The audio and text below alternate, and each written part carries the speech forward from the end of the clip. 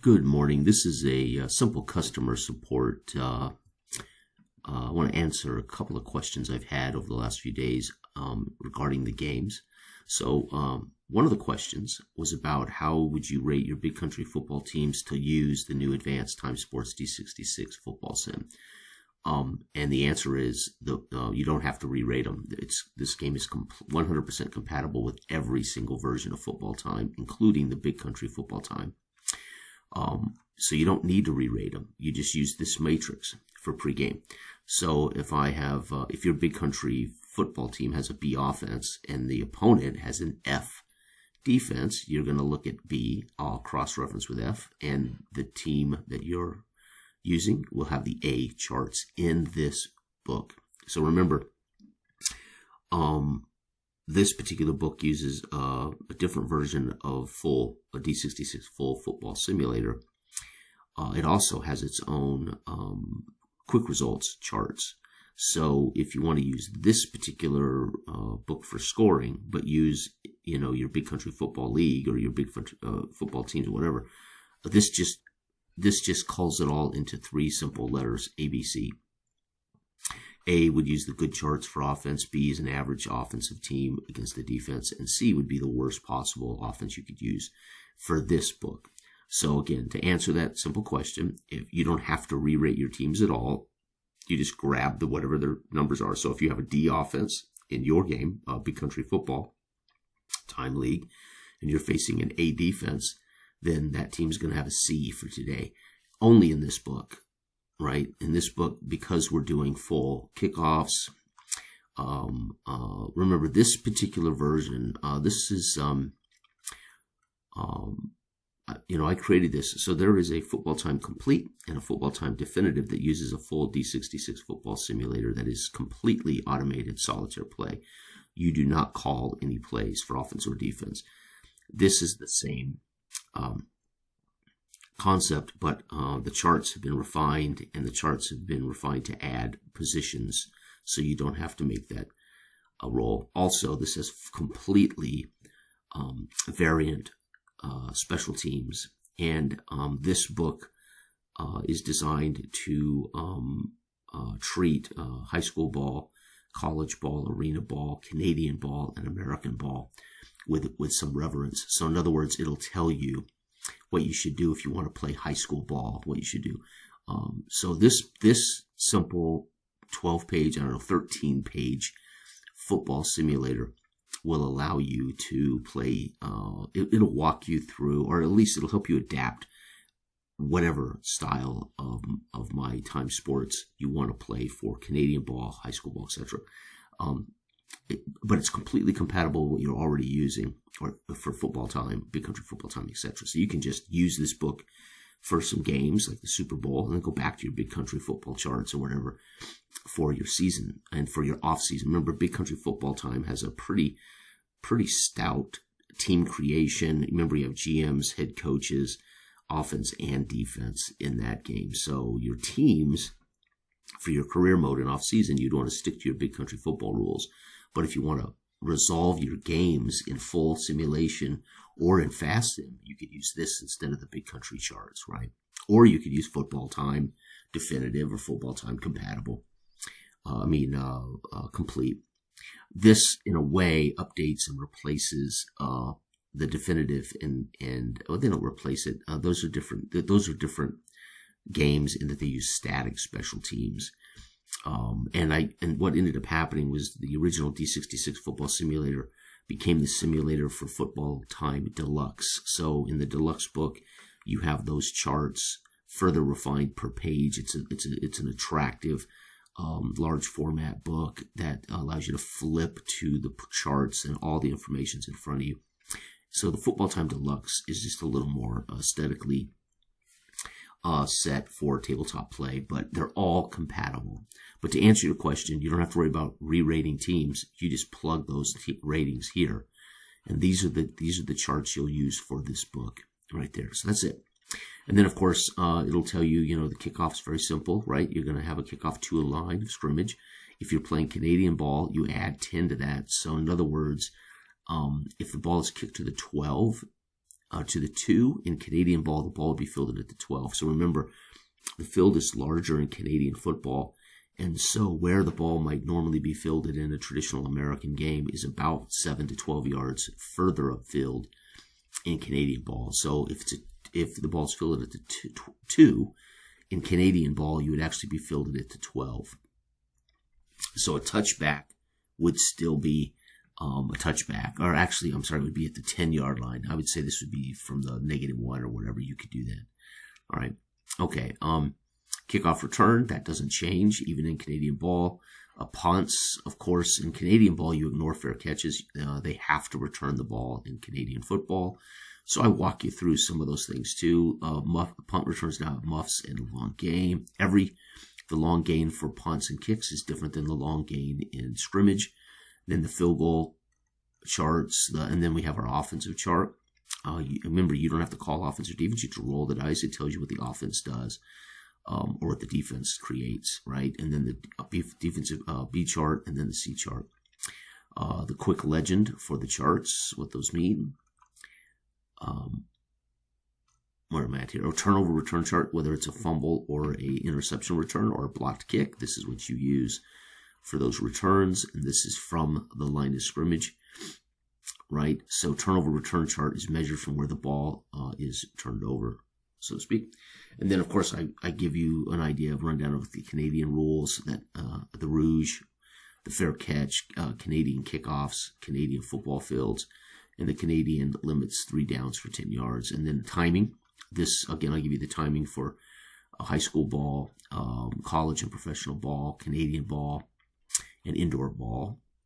So you know how many possessions or plays from scrimmage you need to play full games. Rushing modifiers, if you're playing Canadian in high school, etc., how you would modify the rushing numbers. Possessions, indoor and arena kick returns. So this outlines basically any type of pro football or college football you would want to use. So this, in a way, is a d66 automated football engine for almost any American or any actual football sport other than soccer, of course. Okay, including college or junior college, whatever you want to do. And then I have my career and my cap rules, so you can age your players through to retirement. How do you create their cap, and then how do you introduce new cap, and then how that goes. The advanced team creation, if you want to make teams. So this is where I think one of the questions, the question was, how do I re-rate my big country football teams for this adaptation? Again, if you have an A rated team in big country football, then I would just assign them 39 points.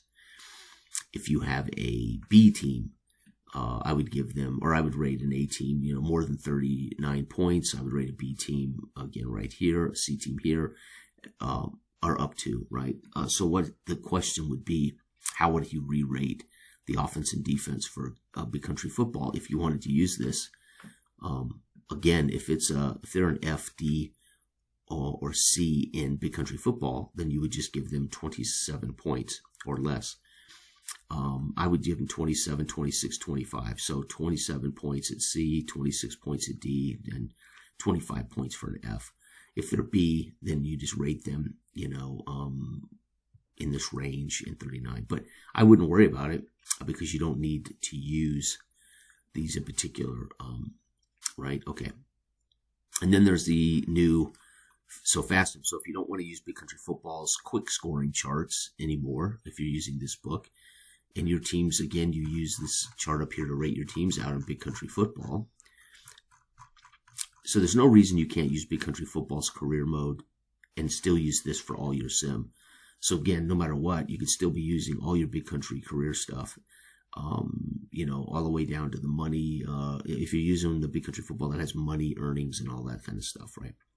All you need to know is for these charts, is your teams, when they match up, are they A's, B's, or C's? Once you have that matchup grade, just like you would in big country football, then you'll come down here and you'll just check the A scoring chart per possession, B or C. And then there's the FASTM. If you want to roll for one score and the game's over, Boom. And then you want to modify that by the type of sport you're playing. So let's say I'm playing Canadian ball and I got an A team versus B team. I roll the dice 17. And the Canadian says add 10 to that. So your Canadian team would have scored 27 points. And then I roll a 4 for the B team, 20, add 10 to that, 30. So it would be 27 to 30. The B team wins in an instant results game. Okay. And there you have it. And again, that's it. So hopefully that answers that particular question. And I'm sorry that took me 10 minutes, but I wanted to walk people through where there might be. I wanted to answer as best I could. I thought I might answer the question by going over the whole process. In case I misunderstood the question, maybe in all of my going over it, I might have answered the question. Anyway, okay, next up. And again, that can be found for free, folks. You can purchase it, but you can get almost everything I do in some free version, so it is available free. And then we have a question about Tally-Ho, which I do not provide free. The question on the Tally-Ho, I can't find. There was one other question I wanted to answer. Tally-Ho question was, where do you begin? The book has an example of beginning in the 7th month. So in the book, my mind, I've completely went blank. Hold on. All right. So the question, the Tally-Ho question, he said, you provide, in the book, I provide the example, or I provide it starting in the 7th month. He wanted to know how to start from the first round. So remember, in Tally-Ho, there's examples. So for instance, I give an example on page, let's see here, where is it? New recruits and aircraft. So if you want to start from the very beginning, you want to first create all your pilots and all your aircraft, then start the campaign from the very first mission, round 1, right? So again, you could use the default roster that I provide here. Now this is the sample roster. This is what he was referring to, showing what my roster of pilots might look like after I've played a few missions. You know, guys are dead, etc. But this is just an example. That's why it says sample, right? And then I actually show scrambles, what scrambles look like, and then the campaign rules. So to start those first missions, you want to make, I think I do provide a base sample. Yeah, here's what the enemy units look like. But I do provide the roster. So here's what, so again, sample wing commander duty roster for the month of July. So again, what he means is you have a sample that's 7 months in. What would it look like from the very beginning? Well, you could use these guys just like this and start your entire campaign from here. So this sample roster really is is ready to go. So this is the Hounds. I just put the month of July as a sample of what it might look like. But the reality is you can use these guys and start from the very beginning. Or the goal is ultimately, I would hope, I may not have said it plainly, but I'd hoped people would make their own units, their own Hounds. And to do that, you're going to roll up, starting a unit of 12 pilots with 12 planes. So you're going to roll up your pilot, and then you're going to roll up an aircraft. You're going to roll up another pilot. You're going to roll up another aircraft. So you're going to roll up 12 independent pilots, and then you're going to roll up 12 independent aircraft. And then you're going to fit your pilots to whatever aircraft you want to send on a mission. So I say here it says new recruits and aircraft, but I really wanted people to use this to create their own flight group. So I wanted to make that clear. So just make your own starting 12 pilots. Experience, I would use an experience number like this, though. You should have at least an ace. You should have a 4. You should have some 3s. You should have some 2s, and you should have some 1s. So I would use this experience or rank. These are ranks. So 5 is a commander. 4 is a lieutenant. I can't remember what the ranks are, but I do put the ranks in the book. You don't need to use ranks because it gets confusing. Use the numbers because the number is necessary to know if they've been shot down or not. So you want to use the numbers, but these also correspond to their rank, their actual military rank. And there are 5 ranks in the game, as well as just straight Army Air Corps that went up, guys that before they had invented the ranking system for an Air Force, they were using Army rankings. So anyway, long story short, it does say July, but this is kind of what I anticipate. This is the hounds, right? So the hound group is here, and you can use all of these guys to start the campaign. So hopefully that helps answer that question. And there you have it, folks. I want everybody out there to have a wonderful weekend, or week actually, upcoming. And I thought there was one other question, but I may have answered that sufficiently in a comment response. These two things I wanted to point out in the book, because it's difficult to write text responses. But yes, this sample duty roster for the month of July is the hounds. You could use this to start the entire thing.